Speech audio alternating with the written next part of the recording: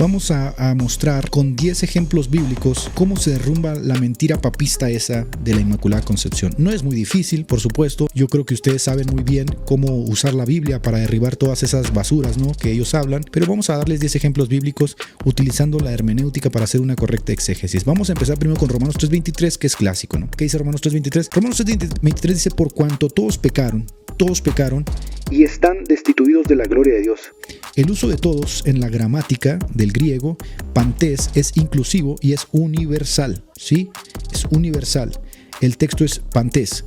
Entonces, ¿qué tenemos aquí? Que no hay una excepción contextual en el texto. No hay una excepción contextual ni gramatical en el texto. El único que puede entrar dentro de esa excepción es Cristo. Y sí, la Biblia en efecto nos enseña, tanto en Hebreos como en Romanos, como Pedro, como el apóstol Pablo, como Juan, que en efecto el único o la excepción única de estar sin pecado es Cristo. Cristo es mencionado siempre como sin pecado. Vamos a Hebreos al capítulo 4, en el versículo 15, y nos vamos a dar cuenta de que si no hubiera esta excepción, entonces tendríamos un problema. Pero cuando vamos a la Biblia es armoniosa, es perfecta, es hermosa, es una lámpara. Dice: porque no tenemos un sumo sacerdote que no pueda compadecerse de nuestras debilidades, sino uno que fue tentado en todo, según nuestra semejanza, pero sin pecado. Aquí tenemos la excepción de Romanos 3:23. De manera que si Romanos 3:23 quiere hacer una alusión a María, tiene que darnos la excepción, ¿no? Pero no existe esa excepción. Esa excepción está en la mente de los papistas trasnochados. La excepción la encontramos en la Biblia, pero respecto a un hombre. Y ese hombre se llamó Jesucristo. Caminó entre nosotros y en efecto fue el Cordero de Dios que quita el pecado del mundo, porque no había en él pecado. Vamos a Lucas capítulo 1, versículo 47. Vamos a encontrar exactamente lo mismo. En Lucas 1:47 encontramos una declaración de María. Dice: y mi espíritu se regocija en Dios mi Salvador. La frase en griega gramaticalmente es o soter mou, que implica la necesidad en la conciencia de María. Es decir, María tiene una conciencia que cobra sentido en lo que está diciendo, porque si no, no lo diría. Si María no está diciendo palabras al aire que no entiende o que no sabe o que no cree. María en ese momento está en un sentido de orientación. Psicológicamente tiene conciencia, como dice la Biblia, de obras muertas y de la necesidad justamente de un Salvador. Y por eso dice esta frase: mi alma se regocija en Dios mi Salvador. ¿Salvador de qué, María? Uno le preguntaría. Pues por supuesto, como todo el género humano, María veía la necesidad de un Salvador. Como decía Séneca, el estoico, el género humano está esperando que alguien le tienda la mano, porque en el sensus fidelitatem, como decía Platinga, todo el género humano tiene conciencia y orientación de que hay algo más allá. Y ese algo más allá, decía Agustín, tiene la forma de Dios. De manera que todos nosotros sabemos que un día seremos juzgados. Así que María también reconoce su condición de pecador al llamar a Dios su Salvador. Ahora, a algunas personas les puede sonar chocante que digamos que María fue pecadora. Eso se debe justamente a que han amamantado el condicionamiento operante de que los católicos siempre están hablando de María en términos que no habla la Biblia. Entonces, no se asusten de hablar en estos términos, porque no estamos hablando en términos que no sean bíblicos. En efecto, María forma parte del género humano y el género humano está caído. Fuimos concebidos en pecado y María también nos expresa a través de sus palabras esta necesidad de un redentor, esta necesidad de un salvador. Y bueno, encuentra esta necesidad cumplida justamente en el anunciamiento: mi alma se regocija en Dios mi Salvador. Entonces, gramaticalmente es imposible decir que María no tenía una conciencia de la necesidad de un Salvador. Tenemos el Salmo 51:5, vamos a leerlo rápidamente. Me voy aquí al Salmo 51 y vamos a ver lo que dice el profeta David, porque fue profeta, por si ustedes no lo sabían. Así que vamos aquí al Salmo 51 y leemos que: he aquí, en maldad he sido formado, y en pecado me concibió mi madre. No es un texto aislado. Es un texto que está armoniosamente en toda la relación intertextual de todos los textos que hablan justamente de la naturaleza del género humano. La preposición en hebreo, en maldad he sido formado, indica el entorno de pecado desde la propia concepción.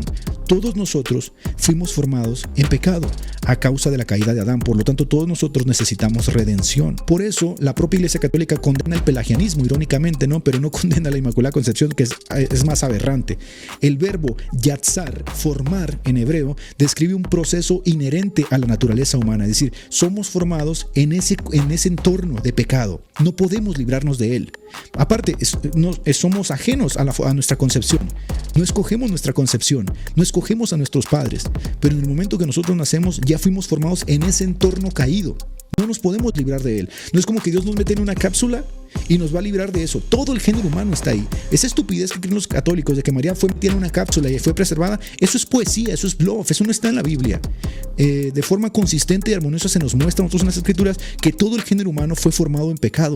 Está en pecado, está caído, la raza humana está caída, gime por su redención. Y entonces por eso Dios le envía un Salvador, en el cual se regocija María. Hebreos capítulo 2, versículo 17, vamos a verlo rápidamente y vamos a encontrar algo similar. Por lo cual Jesucristo debía ser en todo semejante a sus hermanos para venir a ser misericordioso y fiel sumo sacerdote en lo que a Dios se refiere para expiar los pecados del pueblo. La expresión aquí en griego, en todo, por lo cual debía ser en todo, katapanta, enfatiza que Cristo tomó la naturaleza humana completamente, excepto en el pecado. Sí, porque fue concebido de forma milagrosa y fue el Cordero de Dios sin pecado. Esto no se nos dice de María. De hecho, Hebreos, gente, para quien no lo sepa, es uno de los libros que está escrito en el griego más elegante que puede haber. No hay otro libro del Nuevo Testamento que esté escrito en el griego más elegante. Hebreos, el escritor de Hebreos, se tomó muy en serio comunicarnos las cosas que quería comunicarnos. Así que esta expresión en todo, ¿sí? Katapanta, dice que en efecto Cristo tomó la naturaleza humana completamente. Cristo fue exactamente como tú y como yo. Tuvo 2 ojos, tuvo 2 manos, tuvo hambre, tuvo sed, tuvo sueño, tuvo una nariz, tuvo un cerebro, tuvo 2 pies, caminó, anduvo, durmió, fue al baño, etcétera, etcétera. Pero había una excepción en él, había una diferencia en él, que no estaba en Pedro, que no estaba en Pablo, que no estaba en María, que no estaba en Juan. Hay una diferencia en Cristo. Cristo no tiene pecado, no tuvo pecado y nunca va a tener pecado, no tiene relación con el pecado. Por eso Jesucristo se atreve a decir: ¿de qué me redarguyen ustedes a mí? No hay conciencia de pecado en Cristo, no hay conciencia de obras muertas, no hay conciencia de mal. Por lo tanto, Él era perfectamente puro. Semánticamente esto posiciona a Cristo como la única excepción en todo el Nuevo Testamento. Que los papistas romanos lamecuadros nos den la excepción de María en el Nuevo Testamento, así con estas descripciones tan elegantes y tan bonitas semánticamente, como se tomaron el tiempo los apóstoles en el Nuevo Testamento de escribirnos a María, a Jesús. No hay, no existen. ¿Ven? Después nos vamos a 1 de Juan, capítulo 1, versículo 8, que este es un texto demoledor contra esa locura papista, la Inmaculada Concepción. 1 de Juan, capítulo 1, versículo 8, nos dice: si decimos que no tenemos pecado, nos engañamos a nosotros mismos y la verdad no está en nosotros. Hacemos a Dios mentiroso. Una de las cosas primarias que tiene que hacer el ser humano para poder acceder justamente a la gracia salvífica es reconocer su condición de pecador, porque si no reconoce su condición de pecador, entonces ¿de qué lo va a salvar Jesucristo? Por eso la ley no puede dejarse de lado, porque la ley alumbra el pecado, es el ayo que nos lleva a Cristo. La ley lo que hace, como dice Romanos capítulo 7, es que mortifica nuestra alma porque nos da conciencia del pecado, en los miembros, en la conciencia de obras muertas, en el sentido de que vamos a morir, y la ley nos lleva a Cristo, nos hace gemir por un Salvador. Entonces, si nosotros decimos que no tenemos pecado, como decían los gnósticos, estamos haciendo justamente lo que dice el papismo con María. María no tenía necesidad de un Salvador porque fue inmaculada, fue preservada del pecado original, nació sin pecado y permaneció sin pecado. Una estupidez de tintes supinos. El condicional, hay un condicional en el texto, en Juan 1.8, 1 Juan 1.8, sí, es el condicional, sí decimos, en griego, en eipomen, es universal. No es como que está hablándole específicamente a los gnósticos, es una carta que es para todos. Si decimos todos, está incluido, y Juan está incluyéndose a él. Gramaticalmente esta verdad incluye a todos los humanos sin excepción explícita. Para poder acceder a la cuestión de la excepción, tenemos que seguir leyendo y nos vamos a dar cuenta que la excepción es Cristo. Una y otra vez, una y otra vez, una y otra vez. La excepción es Jesucristo nuestro Salvador. Por eso decimos solo Christus, soli Deo gloria. Romanos capítulo 5, versículo 12. Vamos a encontrar otra vez, fíjense, la enseñanza que yo les estoy dando está por toda la Biblia. Díganle a un católico papista que les enseñe la Inmaculada Concepción con la Biblia, verán lo que van a hacer. Van a empezar a dar vueltas, ¿sí? Como gatos panza para arriba, porque no tiene nada. En Romanos capítulo 5, versículo 12 leemos lo siguiente. Dice así: por tanto, como el pecado entró en el mundo por un hombre, sí, por Adán y Eva entró el pecado, pero como Adán es la cabeza federal, se transmite por el hombre, y por el pecado entró la muerte, así la muerte pasó ¿a quién? A todos los hombres, por cuanto todos pecaron. Entonces no hay excepción a los hombres nuevamente. María no está aquí en excepción a la regla. Cuando Pablo escribe su evangelio por el cual seremos juzgados, él no está pensando que María es inmaculada ni esas estupideces que se creen los papistas. El verbo pasó, en griego dielten, indica una acción completada que afecta a toda la humanidad. Pasó, sí, de humano en humano, de humano en humano, de humano en humano hasta nuestros días. Necesitamos un Salvador. Necesitamos a Cristo para que redima nuestros pecados. Por eso la doctrina de los testigos de Jehová está incompleta, porque un medio humano, o un ser creado, o un semihumano, o un semidios, o un ángel no puede pagarle a un Dios eterno. No se puede, tiene que ser eterno. Y el único que puede ser eterno es Cristo, por eso nosotros creemos la unión hipostática. Lucas 1:28 y cerramos. En Lucas 1:28, donde ellos quieren ver una supuesta gracia eterna, encontramos que gramaticalmente no se sostiene. ¿Por qué? Porque es el famoso quejaritomene, Lucas 1:28. Y entrando el ángel en donde ella estaba, dijo: salve, muy favorecida, el Señor es contigo, bendita tú entre las mujeres. La palabra favorecida, quejaritomene, es un participio perfecto pasivo, no es un auristo como dice Paco Piedras, ¿no? Es un participio perfecto pasivo. Indica un favor recibido, recibe un favor, no una condición inherente de inmaculidad ni nada de esas cosas que ellos se arrogan, nada de eso. Indica algo que recibe, la preserva en ese momento para el fin que Dios la había escogido. Por eso nosotros atinadamente decimos, utilizando la fraseología del Nuevo Testamento, que ella es un vaso de honra. Fue un vaso de honra en las manos del Señor. Ella fue un vaso de honra como lo fueron muchos, porque en una casa grande, dice la Biblia, hay muchos instrumentos. Algunos son para usos honrosos. Hay vasos para usos honrosos, sin duda. Pablo fue un vaso honroso en las manos del Señor. No es una fraseología que demerite a los personajes bíblicos. Todo lo contrario, exalta a los personajes bíblicos en un sentido muy, muy judío. Ellos eran vasos de honra. Y cuando Jesucristo, por ejemplo, le habla a Ananías, utiliza esta fraseología. Es instrumento escogido me es dice Jesucristo acerca de Pablo. Y qué mejor que Jesucristo hablar así a nosotros, ¿no? Me es un vaso escogido, me es un instrumento para los planes que yo tengo. Y cuando Jesucristo va a tratar con algunas personas, ¿qué es lo primero que hace? Por supuesto, los limpia, los prepara para la obra que los ha llamado, y lo vamos a encontrar una y otra vez. ¿Qué hizo con Pablo?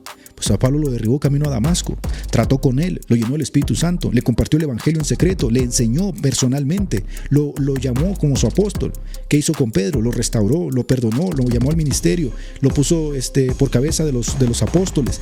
Entonces todas estas cosas las vemos también en el Antiguo Testamento con Jeremías, con Isaías, con Malaquías, una y otra vez el llamado y el trato especial del Señor con ellos. Lo vemos todavía en la vida corriente de nosotros, como Dios dice en Hechos capítulo 13, apartadme a Bernabé y a Saulo en la asamblea local.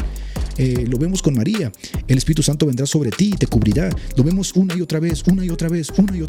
Entonces este cuentito de que María es una excepción y que es especial y que no le podemos decir que es un vaso porque si no estamos demeritando su obra, no. Jamás. María nunca dijo me llamarán inmaculada, dijo me llamarán bendita. Y así la llamamos, bendita entre todas las mujeres. Entre las mujeres, no entre todos los hombres y mujeres y todo, entre las mujeres, porque el don de la maternidad les pertenece a ellas y de todas las mujeres ella fue la escogida. Esa fue la comisión que ella tuvo. Punto, se acabó. La comisión de María fue traer a la luz al Mesías, punto. La comisión de Pablo fue llevar el Evangelio hasta los confines de la tierra, y mira que lo hizo, llenó toda la cuenca del Mediterráneo, no por nada lo llamaban el león. Él mismo dice, yo he trabajado más que todos estos juntos, sin duda. La comisión de los primeros discípulos fue establecer el Evangelio, establecer iglesias, dejar pastores, poner obispo, etc. Ellos lo hicieron, cumplieron su comisión. Pablo dice, yo como perito arquitecto puse las bases, pero el mismo Pablo dice, ¿quién es Pablo? ¿Quién es Pedro? ¿Quién es Apolo? Simples servidores de Jesucristo. Es decir, esta idea de que María no la estamos demeritando por llamarle un vaso, es una estupidez. María fue un vaso de honra y es el mejor título que podemos darle. Si ustedes pueden decir bendita entre las mujeres, lo decimos sin duda. María fue de las mujeres bendita porque trajo a luz al Mesías.